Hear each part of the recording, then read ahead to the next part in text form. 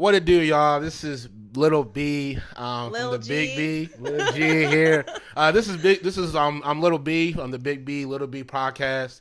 As you know, we're gonna break down some game. We're gonna break down some Cowboys. I got my good friend here, Grace, who What's up, knows y'all? ball, who actually knows some ball knowledge. Is Thank you. smacking in fantasy. Knows her Hey. stuff. Knows her stuff. So, no, she's really nervous, so everybody just take it easy in the comments and just enjoy the content. Be We just, nice. we're gonna have a good time. But go ahead, Grace, go introduce yourself and what's your breakdown on where you're at, and who's your team. First off, my name's Grace, aka Lil G. Born and raised a Baltimore Ravens fan, so I love all things Baltimore. Love the O's, love the Ravens. Got season tickets to the Ravens, so I go to a lot of games live. And currently first place in fantasy. Had a bye week this week, so I play next week and hopefully gonna kill it in that. Won my fantasy baseball this year, so She knows baseball too, guys. She knows baseball's baseball my too. thing. Yeah, but I love football as well. I love all sports. Okay. Grew up playing, and now I just watch, play a little bit, but Gotcha. Bet, Yeah. man. So this is this is our next guest. I appreciate you, Grace, for coming on. Thank you. As y'all know, we break it down with the Cowboys first, what my takes are, where we're at, and then we're going to pivot over to the Ravens. All right. So off the rip, man, Cowboys. We doing typical Dallas stuff in December.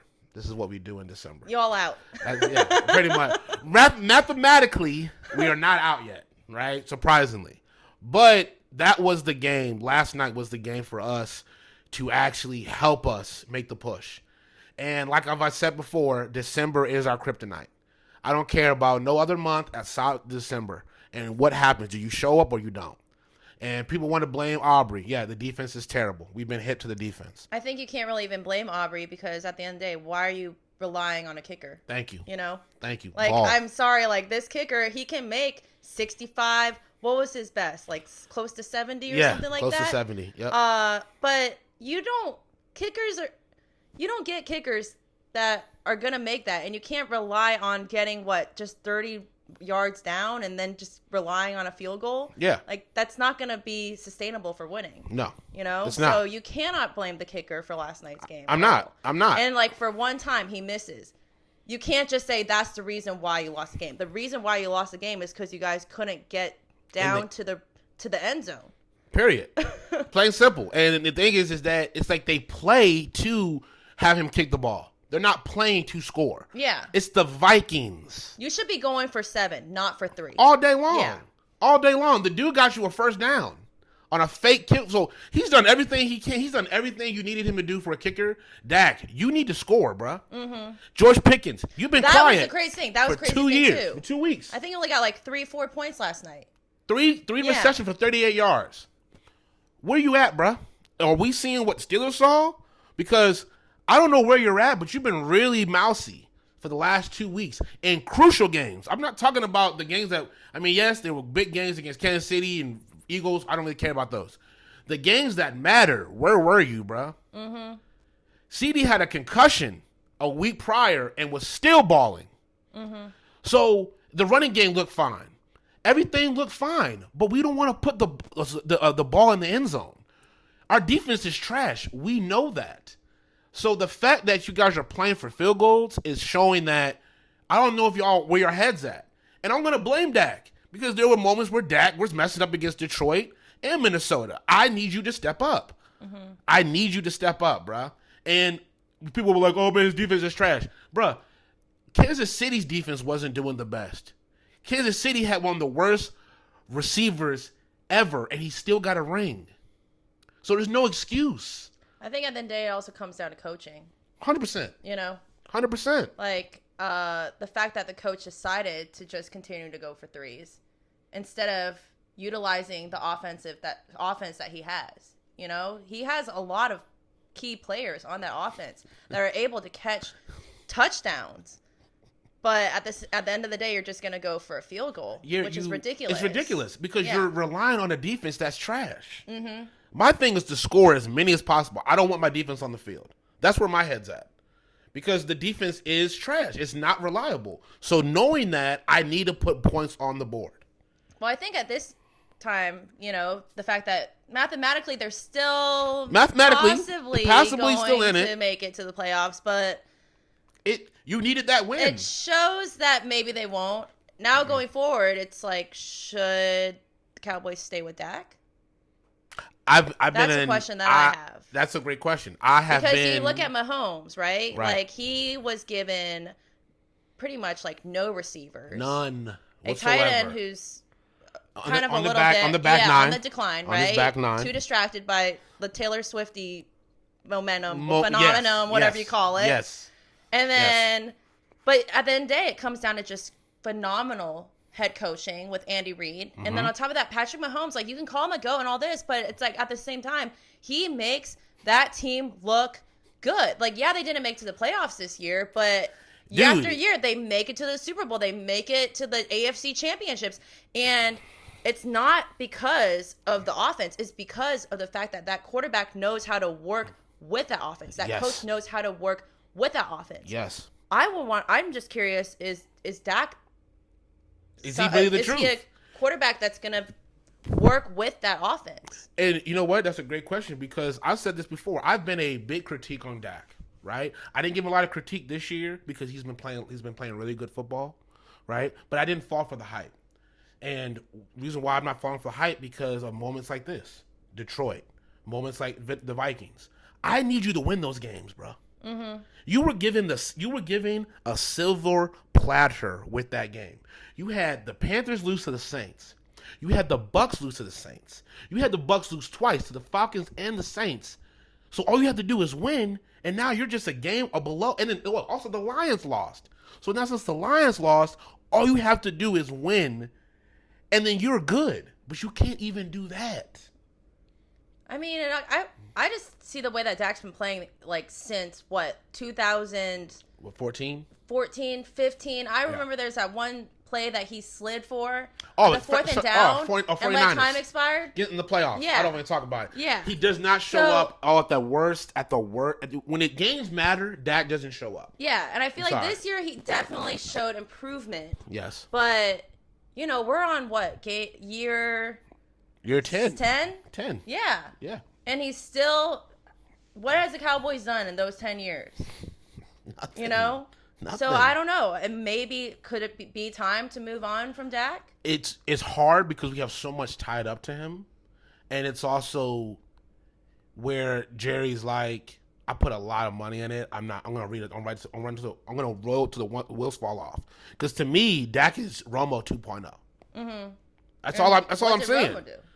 Romo did nothing. Yeah. And he has stacked teams. Yeah. Stacked teams. Dak has had Amari Cooper, CeeDee Lamb, Dez Bryant, Amari Cooper. He's had Ferguson. He's had Witten. He's had Ezekiel Elliott. Yep. Peak Zeke. Like, bro, peak Zeke. You had the best offensive line for like your first 5 years of your career. Mm-hmm. So it's like, I like Dak as a person. He's a great person. But I need you to win, bro. I'm sorry. I need you to win. And you don't show up when I need you. Yeah. Because this game mattered. This game showed me, like, where's Dak's head at? I'm not worried about the defense. The defense sucks. Our secondary is the worst in the league. Matt Eberflus, back to coaching. What are you strategizing for? Matt Eberflus, what are you actually looking at? Do you not know this game is actually big? Why is your team trash? I just feel like at the end of the day, too, it has come down to just that front office, that coaching. You know what I mean? It's like, I don't know what the heck Jerry Jones is doing over there. The crazy thing, I can't even blame him this year that much because he made some big moves that made improvements. Now it's on the team. That's true. It's on the team. Mm-hmm. He can only do so much. And I was a big critique of Jerry, right? He still is a pain in the butt. We're in this drought because of him. But this season, he made some moves to improve us. So now I need you to play. I think a big thing, too, is just like what I said, going back to the coaching. Yeah. I do believe that the coaching is, especially head coaching, it's what builds morale around the team, right? Mm-hmm. That leadership, that, like, you can be a pretty shit team. Am I allowed to curse? You can curse. Go ahead. It's fine. You can be a pretty bad team. But if you have that coaching is going to push you to play. You want to perform well for that coach. I see that in the Lions, especially, right? Yep. Lions, like, yeah, they have great players, but it wasn't until they had Dan Campbell as their head coach when you can just see that grit. Yes, he makes you believe. Yeah, same thing with Andy Reid. Like, he's given these pretty mid receivers, right? Mid. But then you see how they perform game after game. I do feel like some of the respect for Andy Reid has fallen, which really angered me last year, seeing Travis Kelce push him on the sidelines, into the sidelines and stuff like that, or whatever. That what made me mad, because at the end of the day, like, I do respect coaching. Like, head coaching is what makes or breaks a team. Period. You can see a team's morale go up or down based on how they feel about their coach, based on how the coach is calling plays when it's down to that last 2 minutes, when 100%. It's down to something like a fourth down situation. Yeah. You know? 100%. 100%. And look, I'm not going to go on my soapbox. I had to get that off. I had to say what I had to say, man. Dallas is just, they do. I had a feeling. I had a feeling about these next games coming up where Dak was going to show himself. And we were going to do what we do, man. December is our kryptonite. I don't care about November. I don't care about October. I don't care about September. What do you do when I need you, bruh? In that game, we needed you. No excuse. I don't care with the bad defense. There's no excuse, bruh. And Dak's doing everything he can. I get it. I freaking get it. I get it, bruh. But those moments where Aubrey is kicking the ball, I need you to put it in the end zone, bro. Don't rely on the kicker. Yeah. I just can't have you do that. Yeah. I can't. Yeah, so basically the point is, it's not Aubrey's fault. You can't. Cowboys should not be relying on the kicker. I'm sorry. Plain and simple. To win a game. Plain you and don't simple. rely on field goals to win a game. Plain and simple, bro. Plain and simple. But yeah, so we're done with the Cowboys. Now we're going to pivot to a real Ravens fan who's seen it live. She has seen the collapse against Buffalo. She has seen the injury to Lamar. She's seen it all. So, Grace, you got the floor. What are you seeing from your team? What do you like and what do you do not like? What I like right now is that they are on an uphill trend. We did shut out the Bengals yesterday, which was a huge momentum boost for us. We played pretty lackluster, to say the best way to describe it was lackluster against the Bengals.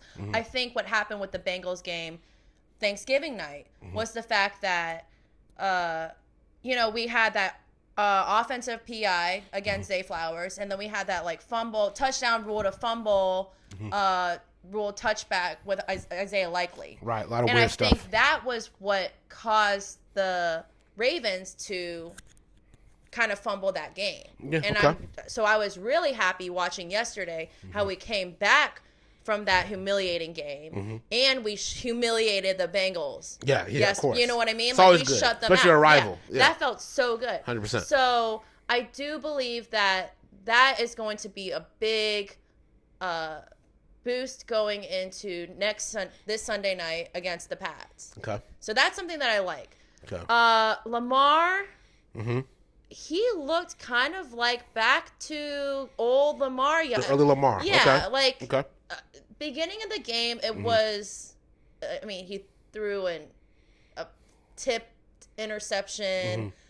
That was a little bit. That was not on him. Right. You know. Yeah. Right. But I do believe that he does look a lot healthier. I saw that past few games he had 2 bandages taped around his ankle. Now he's down to 1. Okay. So he has been playing injured these past few weeks, which is why Definitely he banged hasn't up. been playing that like MVP caliber Lamar that we've been seeing these past few years. Okay. But I think he's on the mend, which is really uplifting. Okay.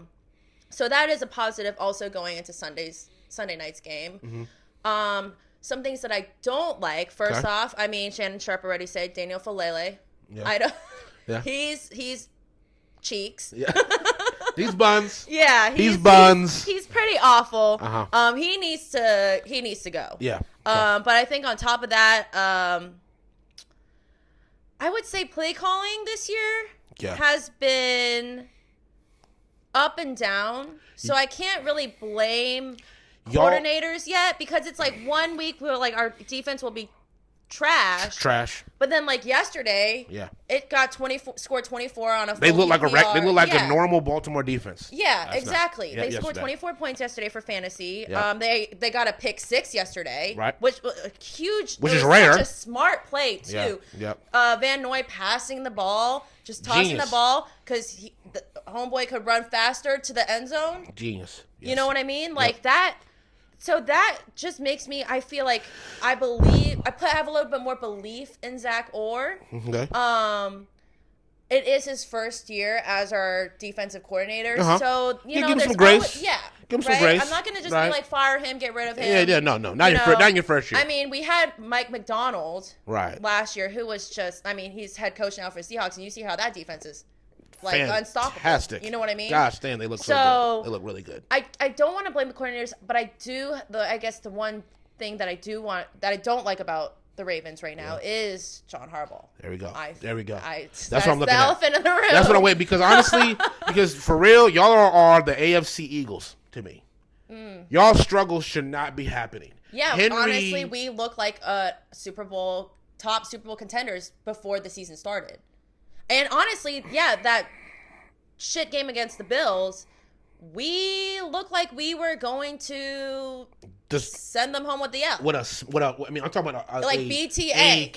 A belt situation. Yeah. Real talk, because it looked too easy, and Henry was in his bag. Yeah. So and then taking him out that second half, you know? So I think, it comes down to, you're right. John Harbaugh is washed. I think it's time to go. Yeah. I think you need a new identity. I think it's been his time to go. I think, I don't know what's going on in that front office, but I think there's a lot of just grandfathered in kind of shit going kind of on. thing. I would say that too, and I would say he's a great coach. And look, the thing about Harbaugh is that if he got fired, they're all great coaches. All the Harbaughs. If Harbaugh left, he would get picked up the next season. Probably by the Dolphins. Oh, that's a good one. Yeah, I can see that. I can definitely see that. Yeah. No, but it's like you're not a bad coach, but I think you lost what made. I think recently y'all's identity has shifted so much to an offensive-minded team that the foundation of the Ravens is defense. It is. Like, it's crazy how we talked about this last night. It's crazy how many teams that how many quarterbacks that Ray Lewis had and still got 2 rings out of it. Because you've had a history of just trash or made quarterbacks. Yeah, except Joe Flacco, he's elite. He's a Baltimore legend. He's a Baltimore legend. I'll give it to him. I don't know about elite, but he got a ring. Flacco is elite. Okay, fair enough. Fair enough. I would say this is that if Lamar was with a Ray Lewis kind of defense, you're winning 5 rings. Back-to-back rings. You're winning 5 rings. With Mark Ingram or Henry, you're winning at least 3 to 4 rings with a defense led by like a Ray Lewis. A defense makes the quarterback look better too. 100%. Like what, they won that ring with Trent Dilford or something back in the day? Like, he did nothing. He was, Ray Lewis got an MVP. It was the defense that won that championship. But then also you see right now, I could compare that caliber defense to the Texans. Yeah. Oh my gosh. Right now, greatest defense in the league right now. They are amazing. Yeah, and I will say this: it makes C.J. Stroud look like a better quarterback. Yes, it does. It does, right? And honestly, when he was talking all Bills Mafia, 8 sacks. Yeah, right. What are we talking about? Yeah. They made Josh Allen throw his helmet on the ground. Pissed. Mid. Yeah. Pat Mahomes with a broken leg because he had a messed up knee lead up to that game. If Travis didn't just, and sell the game, you have a whole different game. Pat Mahomes himself kept him in that game against a great defense. Mm-hmm. But I'll digress. Let's finish off with your Ravens, with Harbaugh. I just believe that if we do make it to the playoffs, and if we go further than that, it's just going to mean that he's probably going to stay for another year, which is annoying because it's been his time to go. Yeah. If he doesn't, God forbid that we don't make it to the playoffs, he's got to go. Yeah. He's got to go. Fair. Like, first off, past his prime on the Ravens. Fans are tired of him. You can tell the players are not respecting him they as don't much. respect him as much. Yeah. Right? Yep. I feel like before they trusted him. I think that trust is gone. I think it is too, and I think, like Tomlin, he was carried by legends. Mike Tomlin, he was carried by Troy Polamalu. He was carried by Ferrier. He was carried by Hampton. You know, he was carried by really elite players that covered up if he really could coach.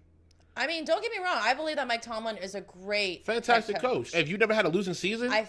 Awesome. But I think that right now with the Steelers, they're tired of just not having a losing season. They're tired. Yeah. They're tired of getting to the playoffs and losing first round. Yeah. Being an automatic loss. Or not even making to the playoffs, but still they were above 500. So therefore, Mike Tomlin's going to stay another year. Right. I would say that, like, I think that Steelers fans are tired of Mike Tomlin as their head coach, and I think that Harbaugh or Ravens fans are tired of Harbaugh as their head coach. I think it is. I think they were both given the beginning of their careers. They were giving the creme of the creme. You got Ben Roethlisberger. You got Joe Flacco in his prime. You got solid players that you don't even have to do nothing. It's really autopilot. Yeah. You know what I'm saying? It's really like, was he really coaching, or was it just Ray Lewis and Ed Reed? I think right now, I would just say this. I think the AFC North just doesn't look like the AFC North. It doesn't look like that gritty. Yeah, like tear you down, like, you know, like that, leave you banged up, bruised. Exactly. You know, the defense in the AFC North, I could say all around looks abysmal. Yeah.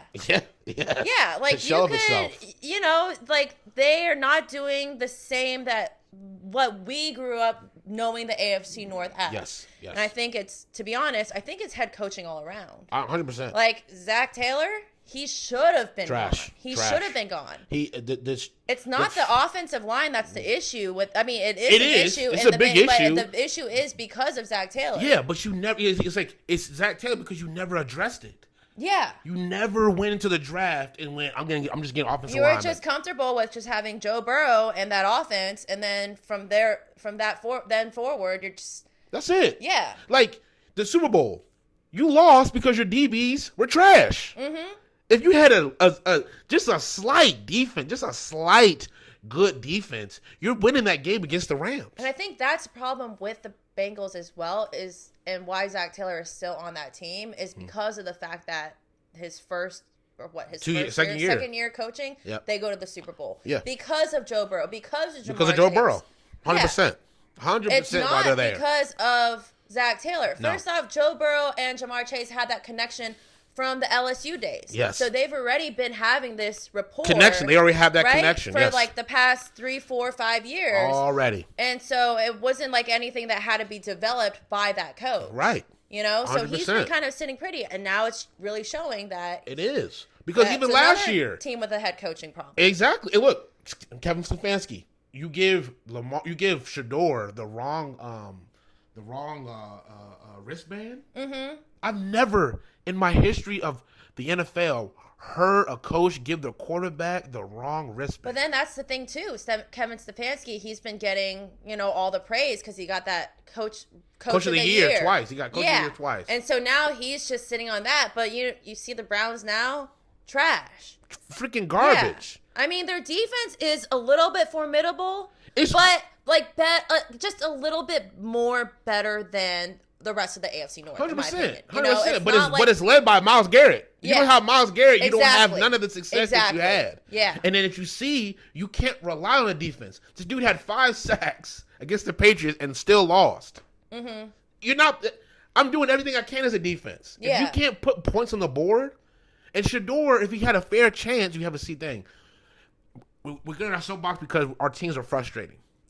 We're frustrated because we know how good our teams can really be. Yeah. And they're not playing to the standard that we are used to. Yeah. It's been definitely interesting, and for me, it's been difficult to watch the Ravens play season. Yeah. Okay. Like, albeit Lamar was injured. Yeah. That first few weeks. Yep. At the same time, why put in Cooper Rush? Yeah. Why not put in Tyler Huntley, who knows that run game? Cooper Rush is a great backup quarterback. But he's not for that offense. He was great on the Cowboys because Cowboys doesn't run. Cowboys, they throw. Right. And that's why Cooper was doing so well as a backup there. They do a balanced attack. You guys are made for the play-o. You're made for their RPO. You're made for that. You're made for a scrambling QB. Yeah. You can scramble. He can move. Cooper's not like that. Yeah, and then you see when they put in Tyler, they start winning games. Yeah. So but then that also just comes down to the coaching. Like, why are you putting in Cooper? Like, if I'm not even a coach, and I said to put in Tyler Huntley. You know what I mean? Yeah. And so you have this, this phenomenal head coach on paper, right? Saying to put in Cooper Rush. Yeah.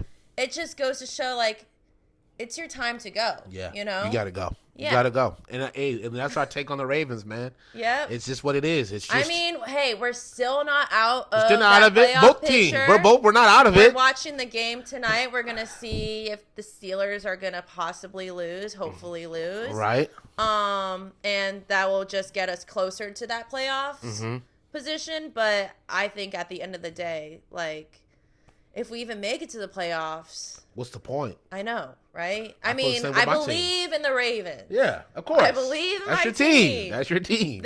But this year has been just so poignant, especially for Lamar. Everyone's been giving him a lot of flack, right? But it's like, dude, he can only do so much, bro. If I got you up 14 points, you got to finish. Yeah.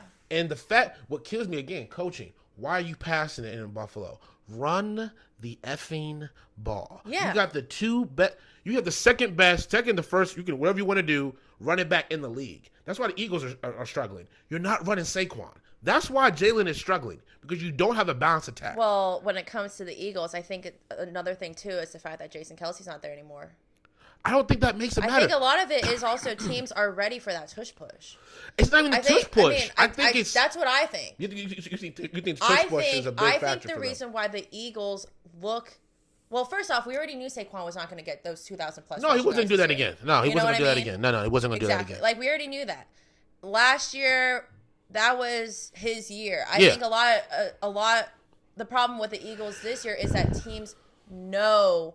They're play calling now. That is coming. You know what I mean? Yes. Like, it's going to be a tush push position type of play, Defenses now know how to stop that, And I think this year was a huge year for Jalen Hurts to really prove himself as he's the reason why they're winning. Right. Yeah. Uh-huh. I think that I was talking some trash about Jalen Hurts earlier this season. He was only doing short passes. He can't throw the long ball.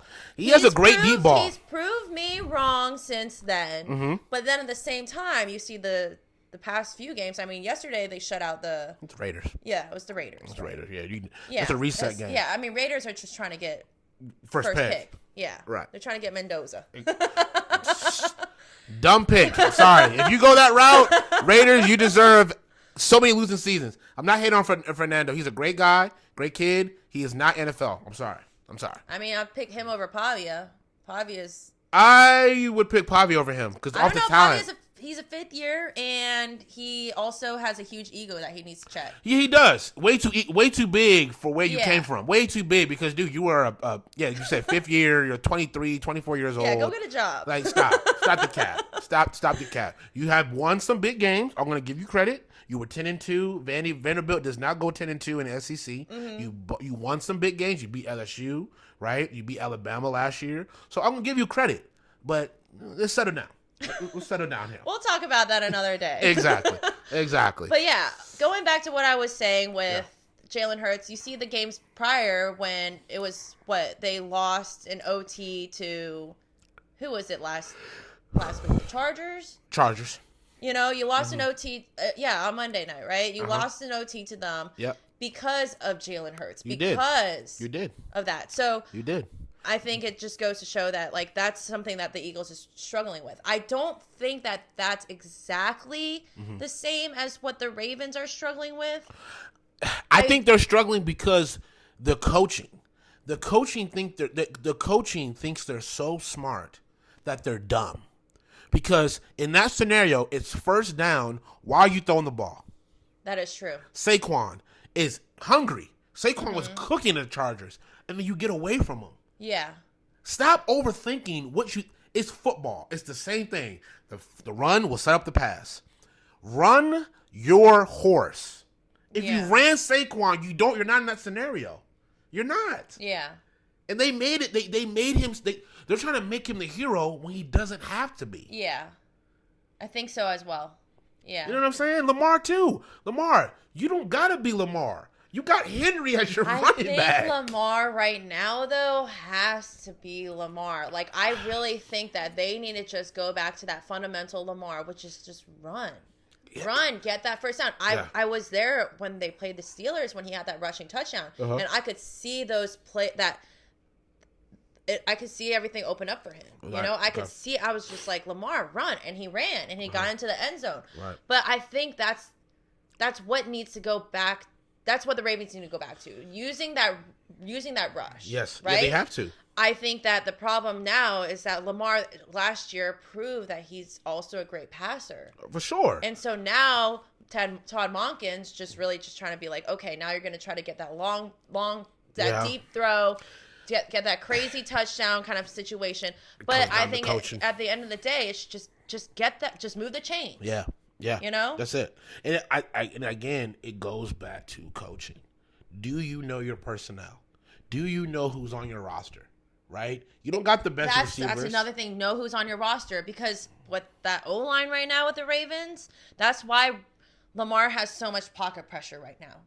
Before last year, he had so much time in that pocket all day long. You know, but you know why? Because Henry was running his tail off. He was a second best running back. Defenses have to put 8 in the box. They have to respect the run. So now I'm freaking out. I got 2 horses in the backfield. I got Lamar and Henry in the backfield. Also now Keaton Mitchell. And Keaton, he's stepping up. He's stepping up.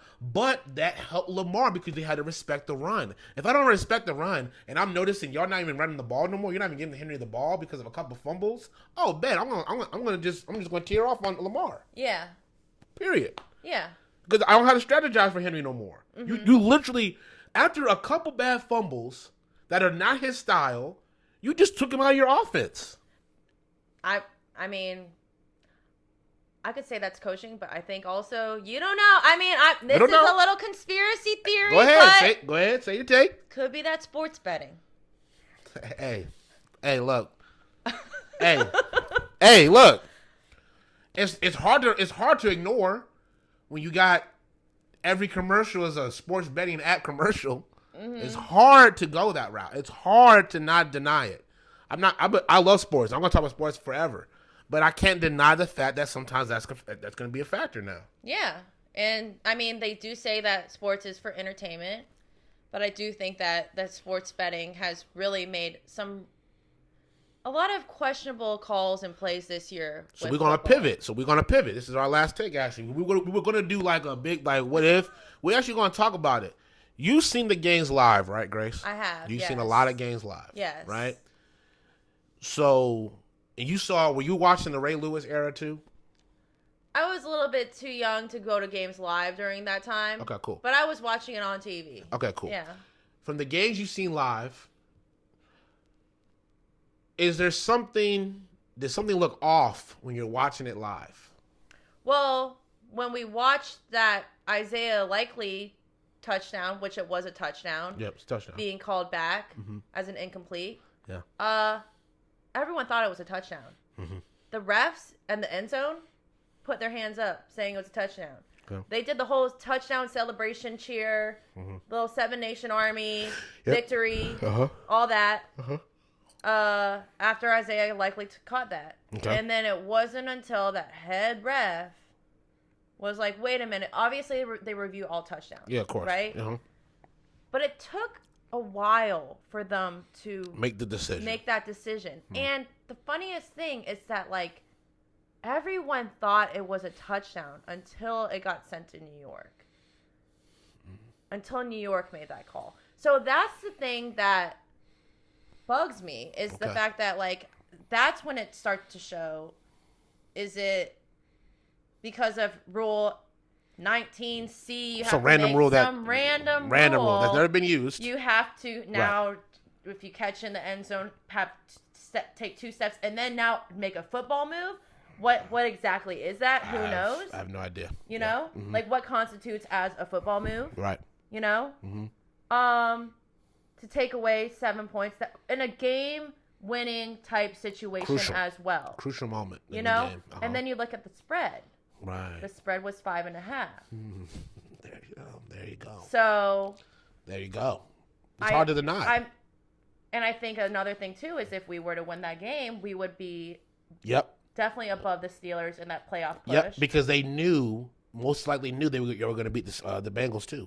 Yeah. Most likely. So, yep. In that situation, it just makes one think. It's like, is this because Isaiah Likely didn't catch a touchdown? It was a touchdown. Right. Or is it because Vegas called? There's something bigger at play. And, I mean, the Ravens were the ones that were favored to win that game too. Yeah. So fair, that's fair. And this is from a person who was there, folks. All right, This is from a person who saw it live. She wasn't on TV. She saw it live. She saw it in real life. That whole thing play out. Right, everyone and their mom saw a touchdown. Right, so for her saying it took a minute, it took a long time for them to make a decision that they knew what it was. And the refs in the end zone, they saw it. Thought it was a touchdown. They're right there. They don't have to, 2 feet are in. 2 refs. Period. 2 refs in the end zone. Both said it was a touchdown. So, that kind of, I don't know. It's just, and then you go to think about just the rest of the season with the Steelers and Ravens. Now all these games are going to be. They matter. Matter more. Yep. That Ravens-Pats game got flexed to Sunday night, you know? And then that final week, week 18, it's going to be who again? The Steelers and the Ravens. Yep. Playing for the division. Yeah, playing for the division. So I just think that, they're just trying to add some excitement. They're trying to get all these. Try to squeeze the most out of this season as possible. Yeah, and on top of that, trying to get all these people just hyped up for the game and probably putting in all their sell bets, out, parlays, all that. Sold out, yeah, sold out crowd. Everything, get your most money. You're gonna spend the most on that game because it's a rival game. 100%. And I am not going to go against that thought because there's a lot of factors because it's just so accessible now. There's so many betting apps. I can't not go, oh, nah, that's not real. Nah. I mean, at the end of the day, betting has been around forever. Forever. Right? So it's like, you can't avoid it. And I'm sure, we all dabbled in, hitting a parlay or something. It's fun. It's fun. Makes the games fun, right? It does. But at the same time, I do think that at least if you're going to be promoting betting through in the NFL, you should definitely make these games not as apparent of how fixed they are. They are. Right? Yeah. Facts. Right? 100%. Call 100%. That touchdown a touchdown, and then from there, do what you want to do. Yeah. Right? And, that's why I loved, because probably my last point, that's why I loved last year's Super Bowl. I know it was a blowout, but that was real football. Yeah. The refs won't get involved. You got belt to ass. I'm sorry. You're not going to fix that. It's not going to come down to a pass interference in the last Super Bowl, right? Yeah. Like a BS call. Like a call that you don't call at that moment. You don't call that. Yeah. So I'm not knocking them because Kansas City came back. They had to do what they had to do. But you don't call it at that moment in the game because they took away from one of the best Super Bowls we've ever seen. Exactly. I don't care what team you were on. That was one of the best Super Bowls I've ever witnessed. And for it to come down to a play like that, it just took away from the greatness of it. So it comes back to Vegas. But I think that's a great take, Grace. We had a great breakdown. She was a fantastic. You will be seeing her again next year as well as we kind of unravel. She will be a revolving guest. Yes. For days. Yes. She's going to get me hit to some baseball too. I know a little something, but, I'm definitely going to be having some more sports, more takes. But Grace, I thank you. Thank you. For being on here. Yeah, pleasure. This is Little B. This is a Big B, Little B podcast. I'll catch y'all. Peace. Peace, y'all.